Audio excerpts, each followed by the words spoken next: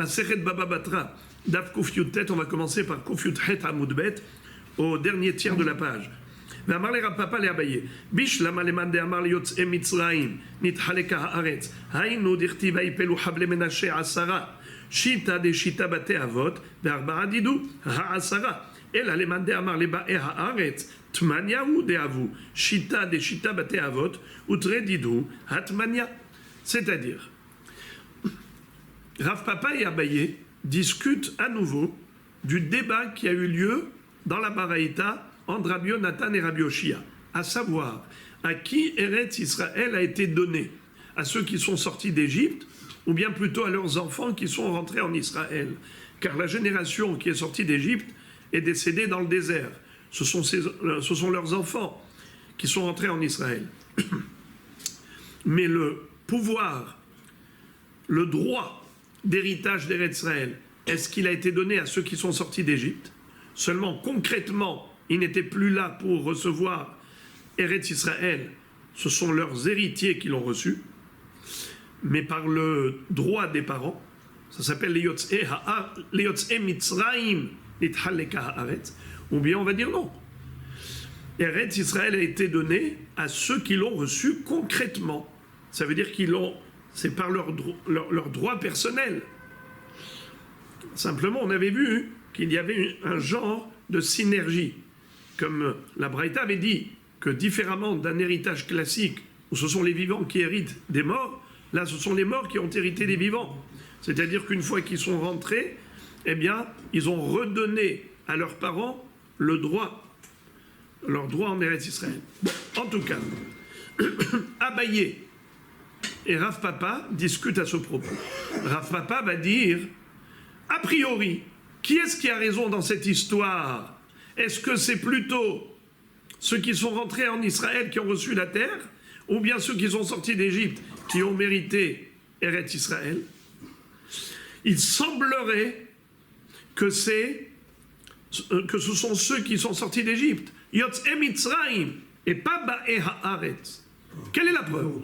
C'est que nous retrouvons un pasouk dans le livre de Yehoshua. Vous savez que dans le livre de Yehoshua, qu'est-ce qu'on apprend là-bas? La distribution d'Eretz Israël aux différentes tribus d'Israël. Après la conquête, il a partagé. Combien de temps ça a mis la guerre? 7 ans. Combien de temps le partage? 7 ans. En tout, 14 ans. Quel âge avait Yoshua ben Nun quand il est rentré? Il avait 96 ans. Et combien de temps ça a mis? 14 ans. Il est niftar, suite à cela, à l'âge de 110 ans. À 110 ans, Yoshua ben Nun est niftar. En tout cas, Yehoshua ben Nun, quand il était en train de distribuer Eretz Israël, les filles de Tselofhad sont venues réclamer leur part. Et en effet, il leur a donné leur part au sein du Shevet Ménaché auquel elles appartenaient. Elles étaient descendantes de Ménaché. Alors, ce qui est très intéressant, c'est que dans ce Perek Yud Zayin du Sefer Yoshua, où on parle du Shevet Ménaché qui a reçu sa part, il est écrit que le territoire de Ménaché a été réparti en 10. Pourquoi faire? Alors, justement, c'est, comment il s'appelle, Rav Papa, qui pose la question à Abaye. Il dit, mais pourquoi il a réparti en 10? Ça veut dire que si on répartit en 10, c'est parce qu'il a distribué à 10 personnes. Chacun a reçu une part des 10. Mais c'est qui ces 10? Alors, c'est exactement le calcul que lui fait Rav Papa Abaye. Il dit, je peux comprendre le chiffre 10 d'après celui qui dit que Eretz Israël a été distribué au Yotzei Mitzrayim. Mais d'après celui qui dit que Eretz Israël a été donné au Ba'e Haaretz, alors ça aurait dû être réparti non pas en 10, mais en 8. Pourquoi? Parce que là-bas, dans le Sefer Yoshua, tu fais le calcul, tu as exactement 6 Bate Avot, le nom de 6 pères de famille. Je vous les lis.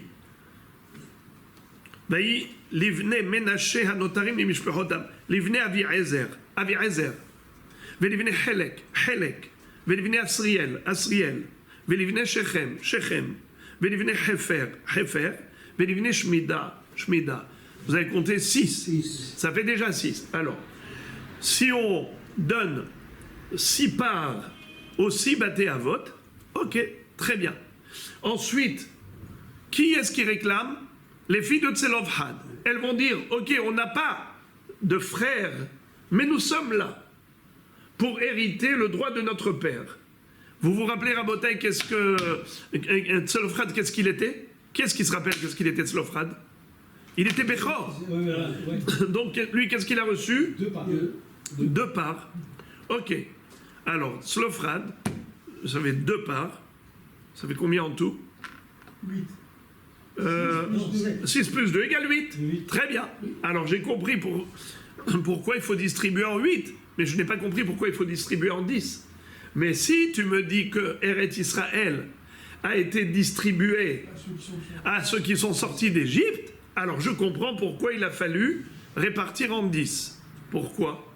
La vérité entre nous, entre parenthèses, on va voir qu'il y a un problème, il y a un hic. Pas 10, 9. Tout de suite, on va voir comment on arrive à 9. Avec le grand-père. Qui est-ce qui se rappelle la Mishnah? La Mishnah. Qui est-ce qui se rappelle la Mishnah? On avait vu que les Benot Tselofhad, elles ont reçu combien de halakim? 3 halakim. Alors, 6 plus 3, ça fait combien? 9. Qui est-ce qui se rappelle c'est quoi les 3 halakim? La part du père Tselofhad lui-même qui est sorti d'Égypte, la part du père par rapport au bien du grand-père qui est sorti d'Égypte, et le père comme il était Bechor, donc il a eu 2 parts dans l'héritage du grand-père. Si on dit que c'est Yotz et Mitzrayim, ça fait 3 parts. Donc les filles de Tselofhad, 3 parts, et les 6 chefs de famille, ça fait 6 parts. 6 plus 3 égale 9. Donc, de toutes les façons, ça ne marche pas. Mais, si on dit que c'est Haaretz, ça marche encore moins. Pourquoi? Parce qu'on n'a que 8. C'est ça la couchia qu'il lui pose. Regardez. Je répète dans les mots. Amar les Rapapa les Abaye. Rapapa va dire à Abaye. Bishlam alimad amar liotz Mitzrayim nitchaleka Haaretz. Hainu dirti vaipelu havle menashe asara. Encore d'après celui qui dit que Eretz Israël a été distribué à ceux qui sont sortis d'Égypte, alors en effet, je peux comprendre pourquoi il a fallu répartir en 10 le territoire de Ménaché. Shita, des Shita Baté Avot, Verbara Didou. C'est quoi Shita en araméen? 6. Bravo. Shita, des Shita Baté Avot. 6 parts pour les 6 chefs de famille, ce qu'on a compté tout à l'heure. Ou très didou, c'est quoi très didou? Et 2 parts supplémentaires pour qui? Pour les filles de Tselofhad. Pourquoi? Parce que le père qui était Bechor, il a reçu 2 parts. Ok. Hatmania, ça te fait 8. Nachon? Alors, comment ça marche? D'après celui qui dit les Yotz et Mitzrayim, tout va bien. Mais d'après celui qui dit et la leman de Amar, les Ba'eha Haaretz, mais d'après celui qui dit que ça a été donné à ceux qui sont rentrés en Eretz Israël, j'ai pas compris pourquoi on a réparti en 10. Tu aurais dû répartir en 8 pour les enfants des 6 chefs de famille et les enfants de Tselofhad qui a eu 2 parts, Baraka. Il est Bechor, il a reçu 2 parts, très bien. Daï, mais pas 10. 8, ça suffit. Mon rêve et Rabotai, regardez comment il lui a répondu. Il a répondu à sa question par une question. Il lui dit, excuse me, tu prétends que d'après celui qui dit Ba'eha Haaretz, les Ba'eha Haaretz Nitchalka Haaretz, alors 8 aurait été suffisant. Eh bien moi je te retourne la question. Et d'après toi, tu es satisfait? Pourquoi ils ont réparti en 10? Ils auraient dû répartir en 9. Pourquoi 9? Parce que 6 pour les 6 chefs de famille qu'on a comptés, n'est-ce pas? Donc, il lui dit, mais même toi, tu as un problème. Parce que toi, tu donnes raison à celui qui dit les Yotzei Mitzrayim, Nitchalka Haaretz. Mais même si on dit les Yotzei Mitzrayim, ça nous donne 9. Pourquoi? 6 chefs de famille, plus les 3 parts qu'ont reçues les filles de Tselofhad comme on a étudié dans la Mishnah, qu'elles ont reçu 3 parts. Rabbi Richard, vous vous souvenez les 3 parts? Les 3 parts des filles de Tzelophrad. La double part de leur père Bravo dans ce qui était dans le grand-père. La double part, et aussi, ça fait déjà deux parts chez le grand-père. Parce que Tzelophrad, en tant que Bechor de Hefer. Donc déjà, ça fait double part dans le territoire de Hefer. Parce que Hefer est sorti d'Égypte. C'est quoi la 3e part? C'est la part du grand-père. Mais on vient de dire que Tzelophrad a reçu une double part dans le territoire de Hefer. Alors ça y est, c'est déjà dit. 2 chez le grand-père. Et une sortie d'Égypte.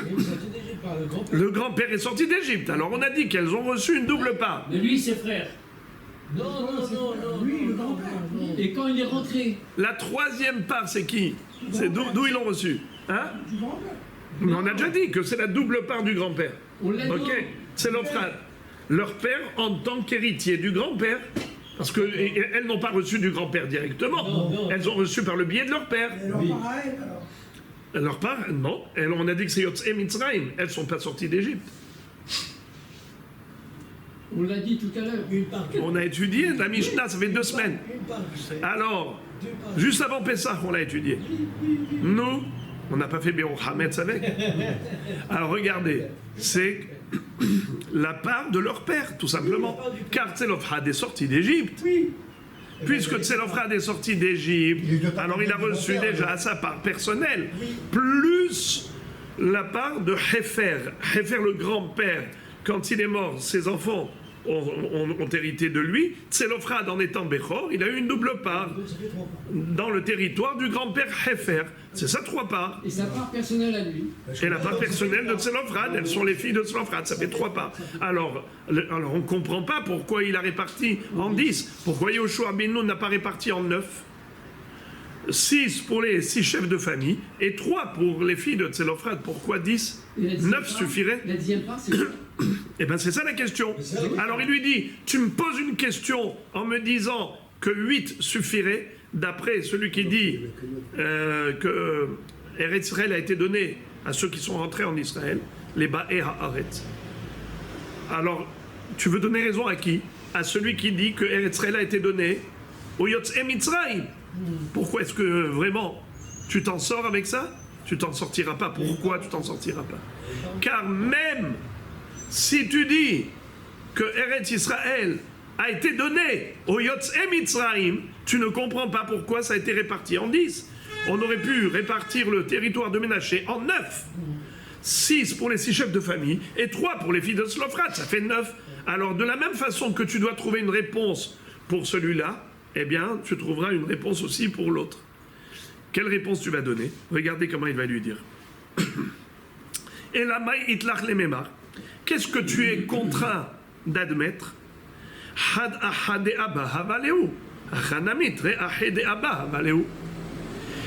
Il lui dit, tu sais quoi? On est obligé de dire que Tzelophrad avait aussi un frère qui est décédé. Un frère qui est sorti d'Égypte, mais qui est mort dans le désert sans laisser d'enfant. Et comme il n'a pas eu de progéniture, alors normalement quand un frère décède, c'est qui hérite? C'est le père. Mais le père aussi il est déjà mort. Hefer, il est mort.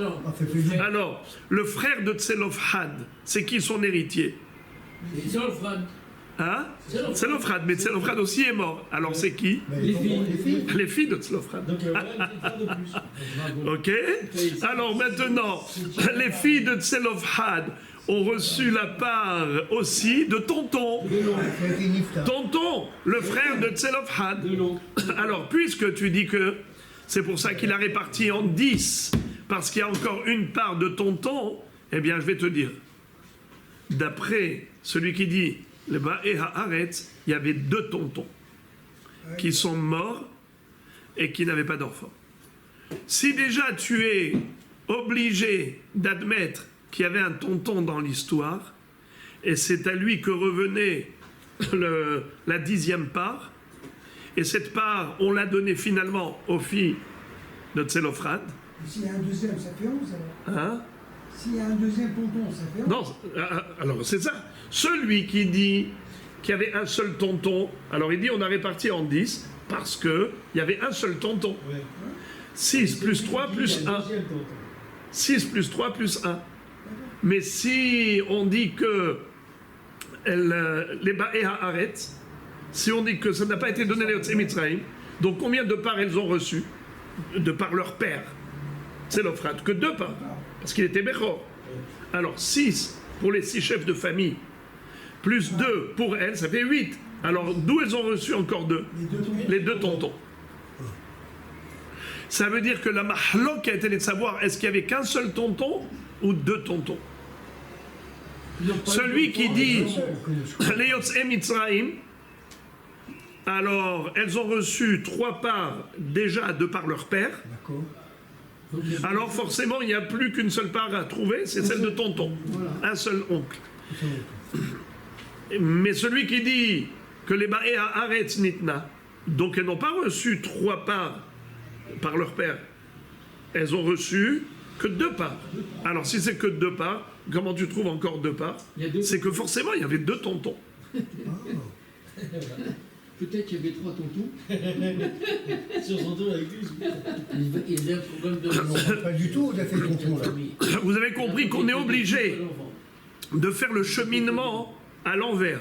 C'est-à-dire une fois que tu as le résultat, tu dois comprendre l'antériorité par rapport au résultat. C'est comme l'histoire de celui qui était champion au tir à l'arc et il était épaté de voir qu'en passant devant une maison, il a vu sur la façade de la maison une cible avec toutes les flèches en plein dans le mille.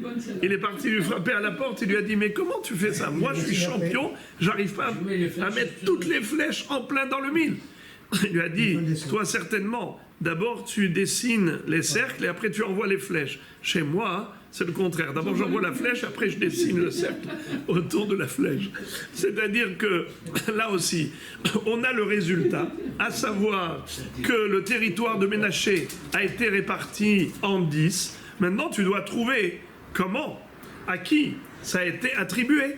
Eh bien, en effet, tu arrives aux 6 chefs de famille, plus 3 parts qui a été donné aux filles de Tselophrad par le mérite de leur père, par le biais de leur père. Et ensuite, il faut dire qu'il y avait un oncle qui est décédé sans progéniture et son héritage est passé aux filles de Tselophrad. Mais si on dit que c'est les Ba'é Haaretz, donc tu as ici 2 parts en plus et tu ne sais pas pourquoi Yoshua Ben Nun a réparti en 10, la réponse, c'est qu'il faut dire qu'il y avait certainement 2 oncles des filles de Tselophrad qui sont décédés dans le désert et qui ont laissé leur héritage aux filles de Tselophrad. Ok les amis.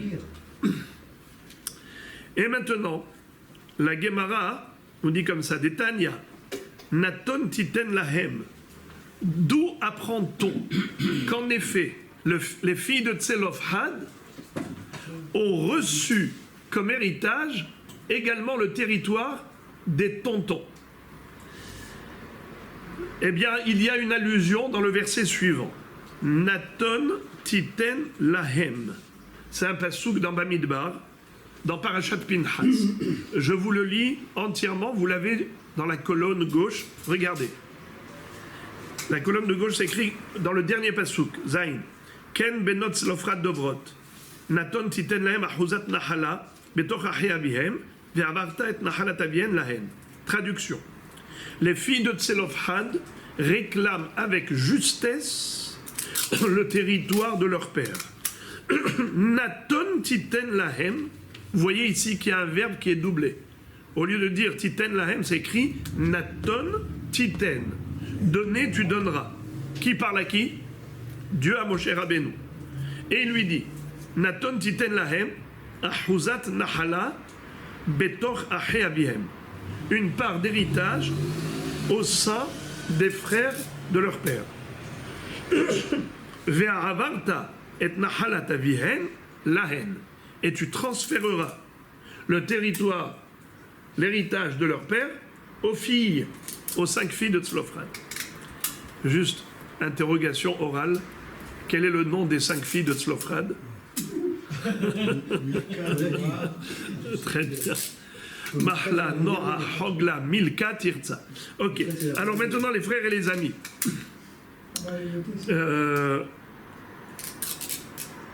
Regardez comment la Baraïta décortique ce verset et de chaque mot, elle en déduit une halakha supplémentaire. Naton titen lahem zo nahalatavien.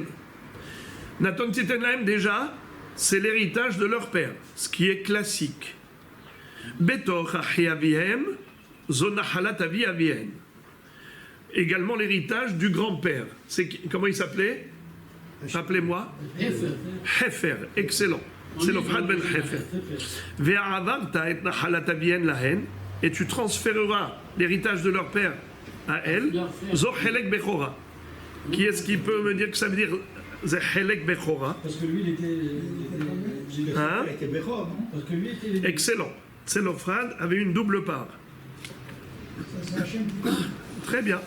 Rabbi Eliezer ben Yaakov Omer, Rabbi Eliezer ben Yaakov rajoute, Af Helek, Achi Abiem Natlou. Il faut rajouter encore une part. Laquelle? C'est Helek Achi Abiem, la part de tonton. Af Helek Achi Abiem Natlou. Sheneemar, Naton Titen. C'est la raison pour laquelle il est écrit deux fois le verbe donner. Donner, donner.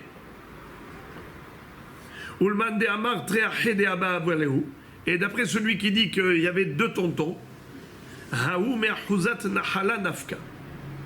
du fait qu'il est écrit Ahuzat Nahala.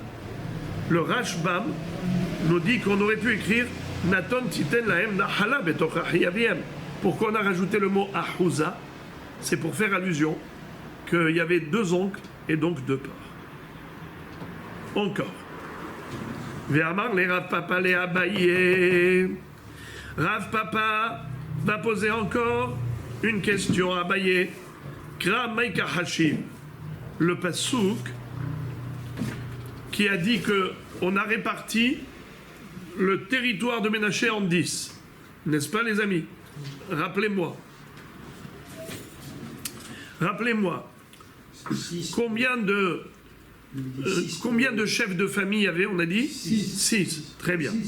Très bien. Alors, ce pasouk-là, qui nous dit que ça a été réparti en 10, et que ça a été donné donc à 10 personnes. En fait, ce n'est pas 10 personnes, on a dit 6 à 6 personnes, et 4 aux filles de Tzlofran. On a un problème. Maï kahashiv, it falim kahashiv, tuva avu, ibate avod kahashiv, shita avu. Qu'est-ce que ça veut dire? Je ne comprends pas. Tu me dis que on a réparti en 10. Qui est-ce qui a pris 4 parts? Les filles de Tzlofhad. Mais les filles de Tzlofhad, elles sont rentrées en Israël. Et les 6 Baté Avot ne sont pas rentrées en Israël. Alors, je n'ai pas compris. Il y a ici 10 parts. 6 pour les 6 chefs de famille qui sont sortis d'Égypte, mais qui ne sont pas rentrés en Israël. Et les 4 parts pour les filles qui sont rentrées en Israël, mais qui ne sont pas sorties d'Égypte. Alors, je n'ai pas compris, il faut être cohérent. Ou bien, on répartit les parts en fonction des tfalim, c'est-à-dire des enfants qui sont rentrés en Israël. Comme tu as compté les filles de Tzlofrad, alors il fallait compter aussi les enfants des 6 chefs de famille. Exact. Et donc on aurait dû répartir en beaucoup plus, pas en 10. Et si tu me dis que c'est en fonction des chefs de famille, alors ce n'est pas par rapport, il ne devrait pas y avoir 4 parts pour elles. Alors la Gemara dit comme ça: les olam baté avod kahashiv veha kamash malan de bnot Tzlofhad natlu helek bechora alma eretz Israël muhzeket. En fait, behemet, on ne compte que les pères de famille qui sont sortis d'Égypte. Et alors, pourquoi est-ce qu'on a donné 4 aux filles de Tzlofhad? C'est par rapport à leur père, n'est-ce pas? C'est pas par rapport à un droit personnel. C'est pas leur droit personnel. Elles n'étaient que héritières de Tzlofhad. Et Tselofhad, comme on avait dit, il avait eu 4 parts. Comment il avait 4 parts? S'il vous plaît, aidez-moi. La part de son 2 père. parts parce qu'il était Bechor, Ouais. déjà dans l'héritage de Hefer, qui lui-même est sorti d'Égypte. Sa propre Sa part. part, et la sa Sa propre part et Et un autre. La part de Et un son autre. frère. Et un autre. Et la part du frère. Excellent. Ça fait 4. D'accord? On rêve à Botaï. Attends. Quel est le hidouche ici? Le hidouche, c'est de dire qu'elles ont reçu la part, une double part, déjà, par rapport au fait que leur père était Bechor. D'accord? Maintenant, quel est le hidouche? Quel est le hidouche? C'est que son père, il reçoit aussi une part. Et même ses deux Quel est le frères, hidouche? là, il y a les autres frères, ils ont dû partager entre eux. Bon, Quel est le Une part hidouche? entière. Non, mais on a déjà dit qu'ils sont morts, les frères sans enfants. Ils sont morts deux, il n'y avait pas que deux frères. Non. Alors regardez comment c'est beau. C'est que on a une halakha. Un bechor notel pishnaim baraoui keba morzak. Un bechor a un droit de double héritage, mais uniquement par rapport au patrimoine concret, pas au patrimoine abstrait. Par exemple, quel est le din si quelqu'un est décédé et en fait il était créancier? Je répète, Réhouven est décédé et il a laissé un héritage à son fils Shimron. Mais autrefois, Réhouven avait prêté de l'argent à Lévi. D'accord? Maintenant, Lévi, il vient rembourser. À qui il va rembourser? Aux fils, aux héritiers. Oui. Aux héritiers.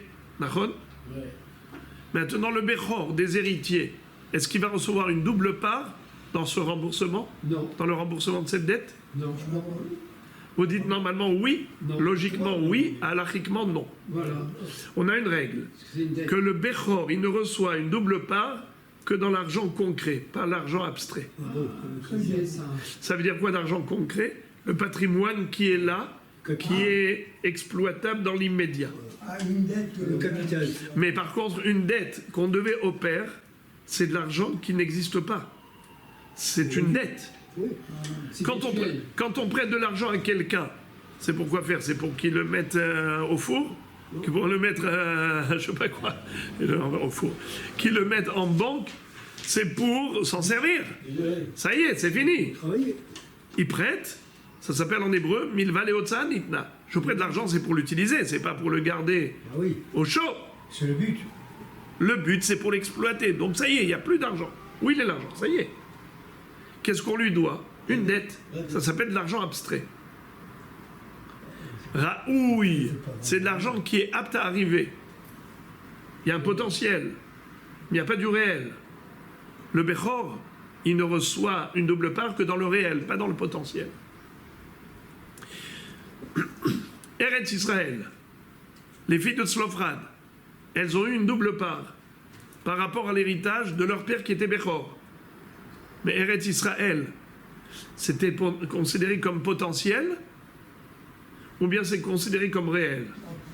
Au moment où Tzlofhad, puisque tu dis que c'est par le biais de Tzlofhad, Tzlofhad n'a pas reçu Eretz Israël. Ah, Alors comment elles ont pu avoir un droit de double part par rapport à leur père? Mais leur père n'a jamais reçu concrètement Eretz Israël. c'est un ridicule.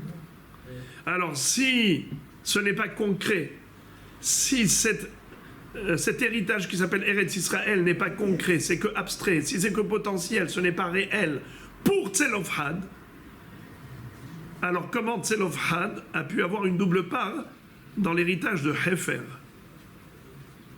Ça, Mais c'est concret. Hefer lui-même n'a pas reçu encore Eretz La Israël. terre d'Israël est concrète, elle n'est pas. Bravo.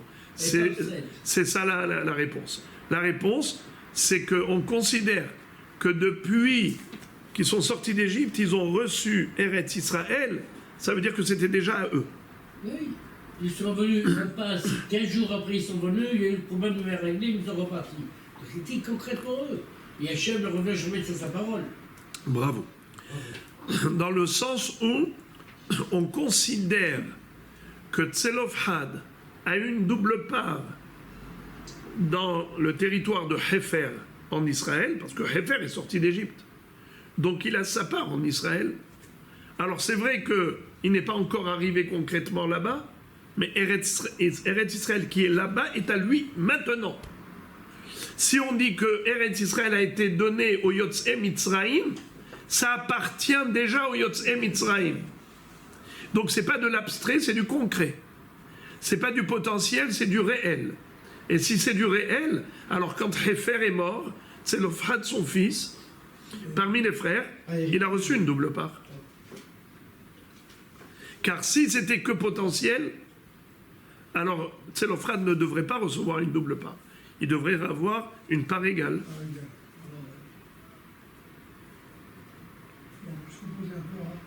Ouais, voilà le repos, il arrive tout de suite.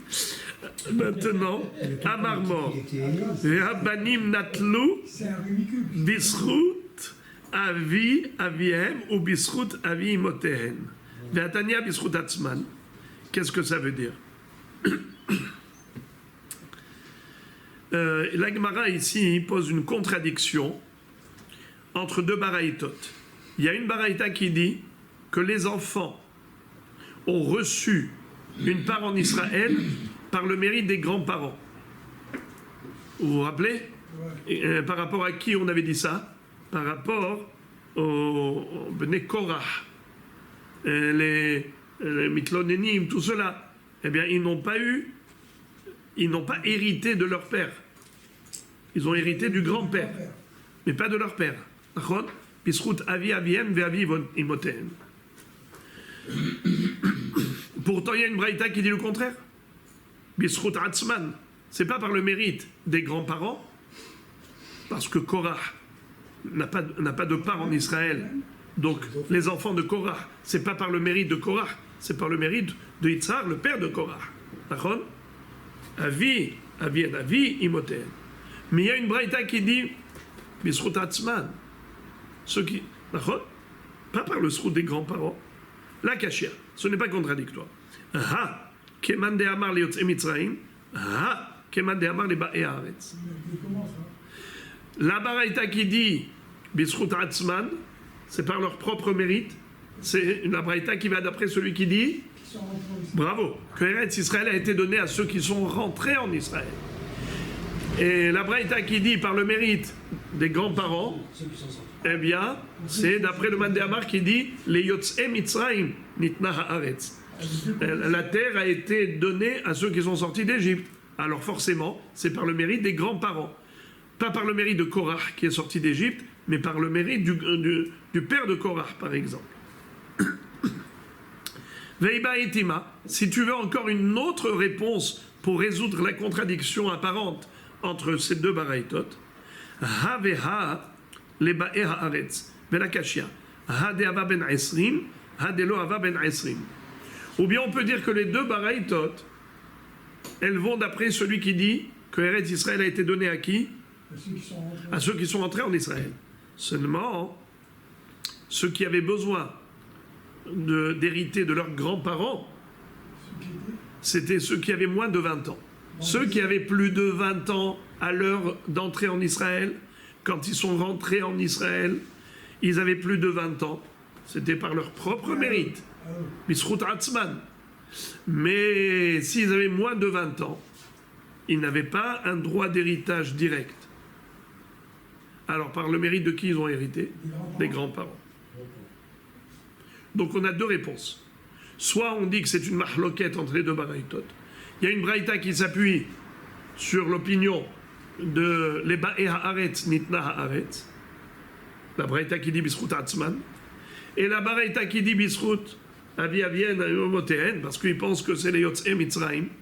Eretz Israël a été donné à ceux qui sont sortis d'Égypte. Donc c'est par le mérite des grands-parents. Ou bien on peut donner une autre réponse, que les deux baraïtot, elles pensent que Eretz Israël a été donné à qui? Les ba'ei haaretz, ceux qui sont rentrés concrètement en Israël. Mais alors, pourquoi il y a une braïta qui dit que c'est grâce aux grands-parents? La braïta qui dit que c'est par leur mérite, c'est normal, ils sont rentrés en Israël. Mais la braïta qui dit les grands-parents, eh bien, ce sont ceux qui avaient moins de 20 ans à l'heure d'entrer en Israël. Ceux-là, ils n'avaient pas de droit d'héritage, c'est que par le mérite de leurs ancêtres, de leurs grands-parents. Très bien. Vesheaya Bechor Notel Shene Halakim. On a vu dans la Mishnah que les Bnot Tzlofchad, elles ont reçu 3 parts. 1, 2, 3. Une part de Tzlofchad, leur père, puisqu'il est sorti d'Égypte, et une double part encore, parce que leur père a hérité du grand-père. Quand Hefer, qui est sorti d'Égypte, est décédé dans le désert, qui a hérité de lui? Son fils, Tzlofchad, et aussi le tonton, l'autre fils ou les 2 autres tontons. Étant donné que Tzlofchad était Bechor, il a eu une double part. Très bien. La Gemara pose la question, et ça on l'a déjà vu, c'est du copier-coller. Ve'amai, ra'ouihu, ve'ena Bechor notel bara'ouy kebemurzak. Pourquoi la Gemara reprend ce sujet? On l'a déjà vu il y a 2 minutes. Parce que nous allons voir qu'il y avait un Rav qui s'appelle Rav Yehuda au nom de Shmuel, qui va donner une autre explication qu'on n'a pas vue auparavant.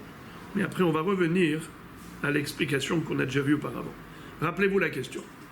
On a dit qu'un Bechor ne reçoit une double part que par rapport au patrimoine concret, que ce qui est réellement présent au moment de la mort du défunt.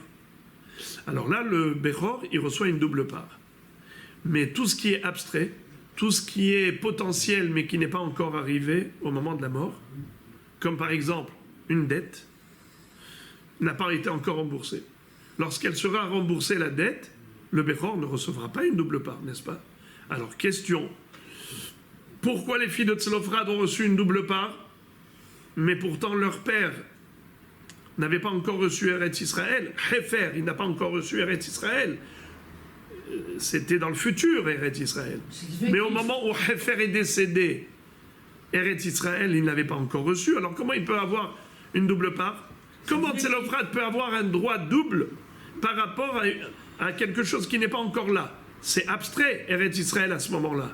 C'était que potentiellement héritable, mais ce n'était pas encore hérité. Alors comment il a reçu une double part? Alors regardez la réponse première. Elle n'est pas comme celle que nous avions vue. Amar Rav Yehuda Mar Shmuel, Bi'itedot Ohalim. Qu'est-ce que ça veut dire? Ah ben oui, les tentes qu'ils avaient déjà dans le désert. Bravo. C'est-à-dire que la double part qu'ont reçue les filles de Tzlofchad, c'était dans tout ce qui était mobile home. Les tentes, les pieux des tentes, c'est une façon de parler, pour parler du mobilier, de quelque chose qui est mobile. Alors elles ont hérité du mobilier de leur père, mais elles ne pouvaient pas recevoir une double part en Eretz Israël parce qu'ils n'avaient pas encore reçu ce territoire. C'était encore que de l'abstrait. Mais Tiv Rabba n'est pas d'accord. Rabba dit, mais pourtant, Rabbi Yehuda Omer, Bnot Tzlofchad Natlu, Arba Halakim, Shenemar Vayipelu, Havle Menashe, Asara. Comment tu peux dire une chose pareille? Qu'elles n'ont reçu une double part que par rapport au mobilier, mais pas par rapport à l'immobilier. C'est impossible. Car on a vu dans le livre de Yoshua, Perek Yudzaïn, je vous l'ai lu tout à l'heure, que Eretz Israël le territoire en Eretz Israël du Shevet Menaché a été réparti en 10. 6 pour les 6 chefs de famille. Vous vous rappelez les noms des 6 chefs de famille? Répétons les 6 noms. Aviezer, Helek, Asriel, Shechem, Hefer et... Non, il y en a un qui manque. Aviezer, Helek, Asriel, Shechem, Hefer et Shmida. Très bien. Ok, ça fait 10. Alors, si tu dis que elles ont reçu 4 parts en Eretz Israël, ne me dis pas que c'est que du mobilier, puisqu'on parle ici de la répartition de l'immobilier, et pas que du mobilier. Et la Maraba, Eretz Israël Muhzeketi. Eh bien, la réponse à laquelle Agmara revient, c'est celle que nous avions vue précédemment, à savoir que Eretz Israël a été donné à ceux qui sont sortis d'Égypte. Donc déjà, c'était du concret. C'était pas du potentiel, c'était du réel. Bien qu'ils n'étaient pas encore rentrés en Israël, mais ils étaient déjà propriétaires d'Eretz Israël. Et donc, si c'est déjà leur propriété concrètement, même s'ils ne l'ont pas encore reçue, même s'ils ne l'occupent pas, mais c'est à eux. C'est comme si j'ai une maison en Australie. C'est pas parce que je n'habite pas là-bas que je suis pas propriétaire. Alors, ceux qui sont sortis d'Égypte, si Eretz Israël leur a été donné, eh bien, c'est à eux. Si c'est à eux, donc si Hefer est sorti d'Égypte, il a sa part en Israël. Quand il décède, son fils Tzelofhad est le digne héritier, et par conséquent, il reçoit une double part puisqu'il était Bechor. Ok.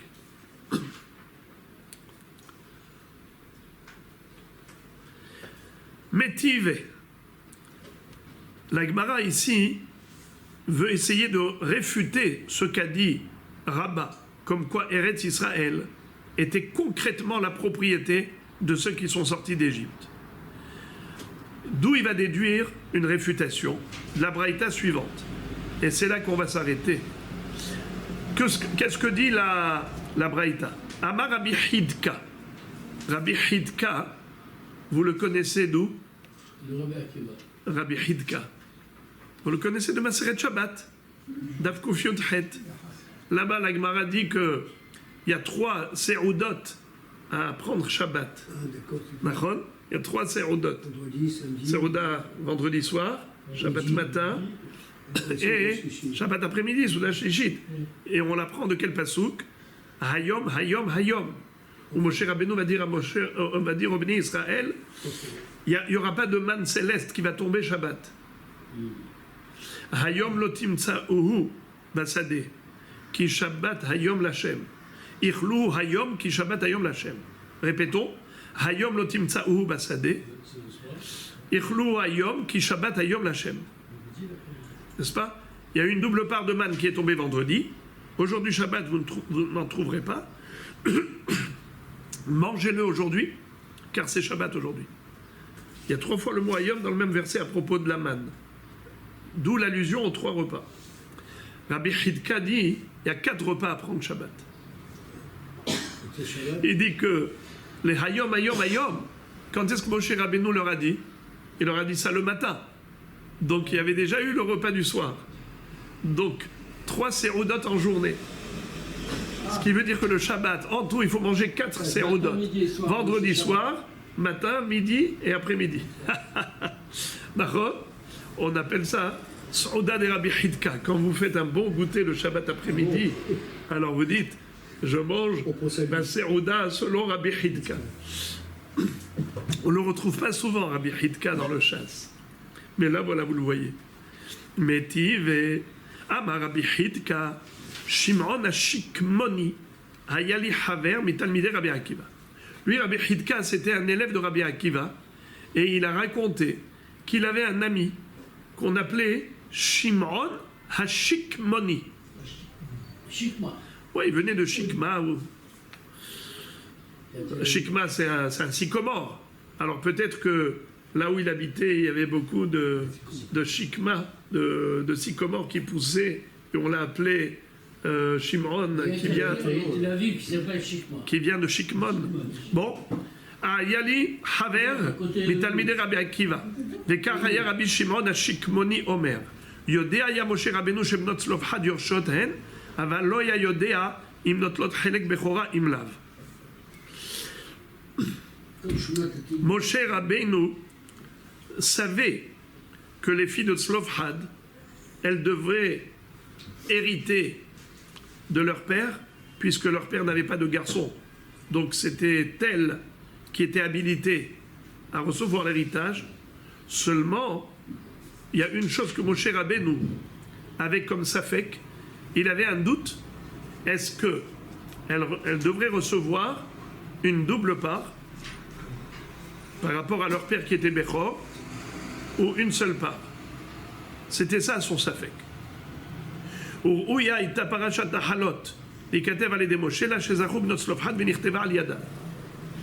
Et il rajoute, Rabbi Shimon Ashikmoni, il dit, tu sais, les filles de Tzlofchad, c'était des filles exceptionnelles. D'ailleurs, on va voir leur qualité. Elles étaient des filles extraordinaires. Et c'est la raison pour laquelle elles ont mérité d'être, elles, les vecteurs de l'enseignement des lois de l'héritage. Car normalement, toutes les lois ont été enseignées directement à Moshe Rabbeinu pour être retransmises au Béné Israël. Or, les lois de l'héritage ici ont été enseignées à quelle occasion? Lorsque les filles de Tzlofchad ont réclamé leurs droits. Alors, il dit Re'uya haïta parashat Nahalot l'ikatev al Moshe. La paracha de l'héritage, elle aurait dû normalement être enseignée par Moshe Rabbeinu directement. Et la shezachu benot Tzlofchad v'nichteva al yadan. Mais elles ont mérité, les filles de Tzlofchad, et elles ont été, elles, les factrices le facteur de cet enseignement. Yodea ya Moshe Rabbeinu shamekoshesh bemita shenemar mechaleleha mot yumat aval lo haya yodea be'ezo mita ou yamut. Encore, Rabbi Shimon Ashikmoni disait, il n'y a pas que la paracha de Tzlofchad qui a été les lois de l'héritage qui ont été enseignées dans des circonstances particulières. Il y a encore une autre halakha qui a été enseignée dans des circonstances particulières. C'est lorsqu'ils ont lapidé le profanateur du Shabbat. C'était le fameux Mekoshesh Etzim Beyom HaShabbat. Quel melacha il avait fait, il avait effectué. Il y a trois opinions. Il y a celui qui dit qu'il a coupé du bois Kotzer. Il y en a qui dit qu'il avait entassé, mais amer. Il y en a qui disent qu'il était Ma'avir Arbaamot B'Shtarabim. En tout cas, Moshe Rabbeinu a dû le mettre, Bemishmar, ils ont dû le mettre, en attendant, ils l'ont enfermé dans la prison, jusqu'à ce que le lendemain, ils aient l'enseignement d'Akadosh Baruch Hu, l'injonction divine, pour lui infliger le sort qu'il méritait. Alors, pourquoi? A priori, Moshe Rabbeinu ne savait pas ce qu'il fallait lui faire. Alors, c'est bizarre que Moshe Rabbeinu ne savait pas qu'il était passible de la peine capitale, vu qu'il est écrit « Mais halelea mot yumat ». Alors, Rabbi Shimon Ashikmoni nous dit « Non, détrompe-toi. C'est sûr que Moshe Rabbeinu savait qu'il était hayav mita. C'est écrit « Mais halelea mot yumat ». Seulement, il ne savait pas de quelle mort il s'agissait. Il y a 4 peines capitales. C'est qu'il a serefa herek vahenek. Alors laquelle mita? C'est là qu'on lui a dit ce qu'il a. Uruya ita parashat Mekoshesh, shetikatev al yedei Moshe, et la shenit hayev Mekoshesh v'nichteva al yado. En réalité, la paracha de Mekoshesh, c'est-à-dire les lois de lapidation par rapport à un profanateur du Shabbat, ça aurait dû être enseigné directement d'Hachem à Moshe, pour retransmettre au Bnei Israël, comme toutes les lois de la Torah. Or, cette fois-ci, qu'est-ce que nous voyons? Que Akadosh Baruch Hu n'a pas tout dit. Il a dit que Mechalelea mot yumat, mais il n'a pas dit quel mita. Et il a fallu que le Mekoshesh Etzim soit Mekoshesh pour que finalement Dieu enseigne à Moshe Rabbeinu quelle est la mita en question. Ça veut dire que c'est par le biais du Mekoshesh que la loi a été enseignée. Alors, regardez comment nous dit Shimon Ashikmoni. Normalement, c'est une loi qui aurait dû être enseignée d'emblée à Moshe Rabbeinu. Pourquoi il a fallu que ce soit enseigné par rapport à des circonstances particulières? Pourquoi est-ce que c'est pourquoi c'est le Mekoshesh qui a été le facteur déclenchant cet enseignement? Écoutez-moi ça. Et la shenit hayev Mekoshesh v'nichteva al yado. Les lametra. Le Mekoshesh Etzim était un homme négatif. C'est la raison pour laquelle la chose négative a été enseignée par le biais d'un homme négatif. Car la règle étant que Dieu fait faire les bonnes choses par les gens bien et il fait faire les mauvaises choses par les gens mauvais. Répétons en hébreu. Megalgelin zechut al yedei zakai. Megalgelin chova al yedei hayav. Les filles de Tzlofhad étaient tzadkaniot. Elles ont mérité que les lois de l'héritage soient enseignées dans quelles circonstances? Lors de leur réclamation. Mais Koshesh Etzim était négatif. Il a fallu qu'Akshborou enseigne les lois de lapidation, que c'est quelque chose de négatif. À quelle occasion? À l'occasion de la profanation du Shabbat commise par commise par le Mekoshesh. Vous dites que c'est Tselophrad. Mais pourquoi il a fait Tselophrad? La vérité, c'est que Avinu met Bamidbar, elles ont dit Behet Omet. Et plus tard, nous allons voir, plus tard, dans Maseret Shabbat, c'est écrit dans Maseret Shabbat qu'il y a une discussion entre Rabbi Akiva et Ben Betera, à savoir qui était le Mekoshesh Haitzim. Rabbi Akiva a dit Mekoshesh zet Tzelofhad. Et Rabbi Ben Betera lui dit Akiva ben kar ou ben kar ati data liten et adin im ze lo Tzelofhad im ze Tzelofhad atorah chisato ve'ata megaleu ve'im ze lo Tzelofhad ata motzi la'az al oto tzadik. Akiva, d'une manière ou d'une autre, tu vas devoir rendre des comptes. Car si ce n'est pas Tzelofhad, et tu dis que c'est Tzelofhad qui a profané Shabbat, tu es en train de calomnier un tzaddik. Et même si c'était lui, la Torah a dissimulé son nom, elle n'a pas dit c'est qui. Elle a écrit, il y a eu quelqu'un, un homme qui a profané Shabbat. Elle n'a pas donné son identité. Pourquoi tu révèles son identité? Donc d'une manière ou d'une autre, tu es en tort. Ce qui veut dire que le Mekoshesh Etzim, on ne sait pas c'est qui d'après Rabbi Ben Betera, ou on sait c'est qui d'après Rabbi Akiva.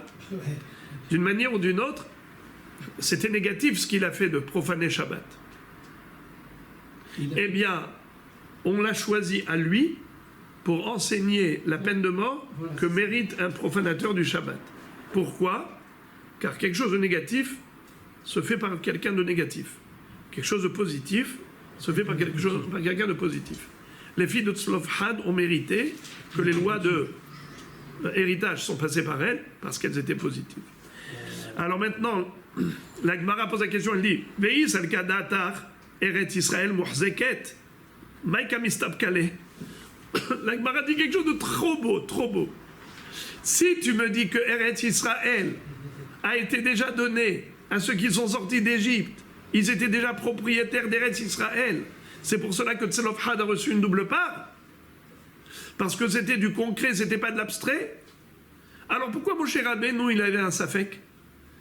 Qu'est-ce qu'a dit Shimon Ashikmoni? Que Moshe Rabbeinu savait que les filles de Tzlofhad méritent l'héritage de leur père, car il n'y a pas de frère, c'est les filles qui reçoivent. Alors c'était quoi son safek? Si c'était une part ou une double part. C'était ça leur safek. C'était ça son safek. Mais si tu dis que Eretz Israël, elle n'est pas juste potentiellement donnée, pardon, excusez-moi, si tu me dis que Eretz Israël est concrètement déjà donnée au Yotzei Mitzrayim, et pas juste un potentiel, c'est du réel, alors pourquoi Moshe Rabbeinu avait un safek? C'est sûr qu'elles ont une double part. Puisque tu dis que Eretz Israël a déjà été donné au Yotzei Mitzrayim, alors c'est du concret. Donc c'est normal que Tzelofhad reçoit une double part dans l'héritage de Hefer. Pourquoi Moshe Rabbeinu avait un safek? C'est la couchia. La réponse, Hi Goufa Kamistab Kale. C'est exactement le safek qu'avait Moshe Rabbeinu. Est-ce que Eretz Israël, ça a été donné au Yotzei Mitzrayim, ou bien est-ce que Eretz Israël, ça a été donné plus tard? Ça veut dire que les Yotzei Mitzrayim vont recevoir plus tard Eretz Israël, mais pas maintenant. Ça veut dire, est-ce que c'est considéré comme potentiel ou réel? C'était ça le safek de Moshe Rabbeinu. Pourquoi il avait un doute? Est-ce que les filles de Tzlofhad doivent recevoir une double part? Parce que c'était exactement son safek à Moshe Rabbeinu. Et maintenant, on connaît la réponse, que c'était du concret. ou Pashtule. מסתבר כדכתיב ונתתי אותה לכם מורשה אני השם ירושה היא לכם מאבותיכם עוד דילמה שמורישים ואינן יורשים, c'est-à-dire que ils ont donné un droit à leurs enfants mais eux ils n'ont pas hérité, ou bien réellement ils l'ont reçu comme héritage, ou Pashtule vetarvayu. Et finalement Akadosh Baruch Hu a été pochette de Safek, il a dit Yerusha היא לכם מאבותיכם מורישין ואינן יורשין. והיינו דכתיב תביאמו ותטעמו בהר נחלתך. תביאנו לא נאמר אלא תביאמו. מלמד שהיו מתנבאים ואינם יודעים המתנבאים. C'est-à-dire, c'est exactement ce qu'Akadosh Baruch Hu a donné comme solution à Moshe Rabbeinu. Il lui dit que Be'emet, ils les ont déjà reçus concrètement. Yerusha lachem me'avotechem. C'est-à-dire que ceux qui sont sortis d'Égypte, ils l'ont reçu comme héritage de Abraham, Yitzhak et Yaakov. Morishim ve'enam yorshim. Et aussi c'est écrit Venatati ota lachem morasha. Pourquoi alors c'est pas écrit Venatati ota lachem Yerusha? Si tu dis que c'est Yerusha, alors autant dire Yerusha. C'est pour dire que finalement, ils ne vont pas mériter d'entrer eux-mêmes en Israël. Ce sont leurs enfants. Donc leur droit, c'est leur droit, et c'est un droit réel, ils sont déjà propriétaires, mais ils ne vont pas recevoir cela, ils vont le laisser comme patrimoine à leurs enfants. Et il y a encore un autre passage qui fait allusion au fait que ceux qui sont sortis d'Égypte ne vont pas rentrer en Israël. Ve'inu dirtiv, tevi emo, vetita emo, be'ar nachalatra. Tevienu lo nehemar, ela tevi emo, melamed, shehayu mitnabe'in, ve'enam yodaim ha'mitnabe'in. Lorsqu'ils ont chanté la Shiratayam, ils ont dit Tevi emo vetita emo. Qui a chanté? Ceux qui sont sortis d'Égypte. Oui. N'est-ce pas? Au bord de la mer Rouge. Et eux, qu'est-ce qu'ils ont dit? Tevi emo vetita emo behar nachalatecha. Tu vas les amener, tu vas les implanter dans le mont du temple en Eretz Israël. De qui ils parlent? Ils auraient dû dire Tevi enu, tu vas nous amener. Vetita enu, tu vas nous implanter. Pourquoi ils ont dit Tevi emo vetita emo? En fait, Akadosh Baruch Hu, il a mis dans la bouche des Bnei Israël une prophétie. Tevi emo, tu vas les amener à eux. Tevi em vetita em, à qui? À leurs enfants, pas eux. La génération qui est sortie d'Égypte n'a pas mérité d'entrer en Israël, et ça, ils l'ont prophétisé sans savoir qu'ils prophétisaient. Mitnab'im ve'enam yodaim ha'mitnab'im. Ils ont sorti de leur bouche des mots qui avaient tout leur poids par rapport à ce qui s'est passé plus tard.